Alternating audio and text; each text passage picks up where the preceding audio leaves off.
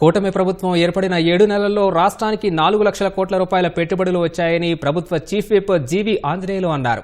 CM కృషి వల్లే ఇది సాధ్యమవుతుందన్నారు.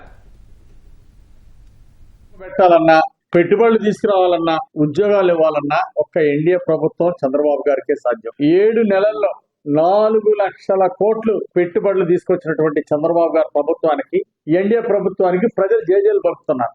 గతంలో జగన్ ప్రభుత్వం ఎప్పుడైనా సరే ఈ విధంగా పెట్టుబడులు వచ్చినాయా, ఉద్యోగాలు వచ్చినాయా? వైసీపీ పాలనలో విశాఖ ఉక్కు తాకట్టు పెట్టేశారు. 11,440 కోట్లు తీసుకొచ్చారు కేంద్ర ప్రభుత్వం నుండి. అమరావతి రాజధాని 15,000 కోట్లు, పోలవరం ప్రాజెక్టు 12,000 కోట్లు, ఈ రోజు విశాఖ ఉక్కుకి 11,440 కోట్లు. ఈ విధంగా కేంద్ర ప్రభుత్వం నుండి నిధులు సాధించారు చంద్రబాబు గారు. దావోస్ నుండి ఇతర కంపెనీలు కూడా ఈ రోజు ఆంధ్రప్రదేశ్ కి రావడానికి ముందుకు వస్తున్నాయి. గ్రీన్ ఫీల్డ్ స్టీల్ కర్మాగారాన్ని ఏర్పాటు చేయడానికి లక్ష్మీ మిట్టల్ ముందుకొచ్చారు.